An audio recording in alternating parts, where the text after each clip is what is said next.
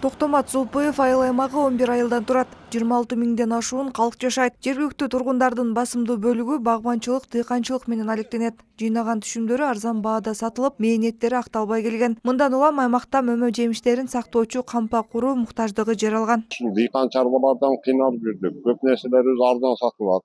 Кулкунай, малина, алмаларыбыз арзан баада сатылып жүргөн. Эми Кудай кааласа мына курулуп бүтүп калды. Кийинки жылдары ошол жерге тапшырчу болсок өтө кымбат баада. Эми кымбат болбосо да өзүбүздүн нарыкка сатабыз дагы жакшы бааларга ээ болобуз. Кыйналбайбыз. Ноокат районунун Зулпуев айыл аймагында муниципалдык логистикалык борбор курулууда. Азыркы тапта курулуш иштери аяктап, 6,5 миллион сомго жакын каражат сарпталган. Имараттын кубаттуулугу 250 тоннаны түзөт. Борбор 3 камералуу. Заманбап шартта салынган логистикалык борбор акыркы үлгүдөгү жабдуулар менен жабдылган. Жакынкы күндөрү пайдаланууга берүү пландалууда. Муниципалдык кампа курулуп жатат. Биз ошого мына Айбек айылы, жалпы мына айыл өкмөтү сүйүнүп атабыз.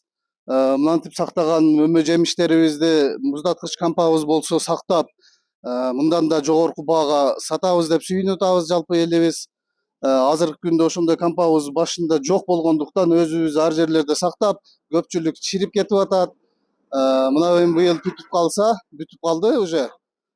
Сактап бардык элибиз жакшы пулдарга сатабыз деген кубанычта турабыз. Муниципалдык логистикалык борборду куруунун максаты аймактарда дыйкандар өндүргөн мөмө жемиштерди сапаттуу сактап, ылайыктуу баада сатып берүү аркылуу алардын кирешелерин өстүрүү менен катар туруктуу жумуш орундарын түзүү үчүн ишке ашырылууда. Борбор ишке кирсе 10го жакын жумуш орду түзүлөт. Биздин ушул Айбек, Кашкалдагы айылдарында быйылкы жылы дыйкандарыбыз ушул мөмө жемиштерди көп өндүрүп, айрыкча ушул малина, клубника өсүмдүктөрдү көп өндүрүп жатышат.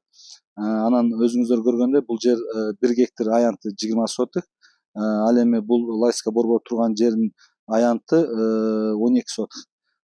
Кошумча бул жерге биз быйылкы жылы ушул ишкерлер менен сүйлөшүп, ушул кайра иштетүүчү секторду курабыз деген пландарыбыз бар. Эске сала кетсек, былтыр Ноокат районунда 17 ишкана ачылган. Анда 800гө жакын жумуш орду түзүлгөн. Зарина Рахманбердиева, Ибрахим Төлөбаев, Ош жаңылыктары.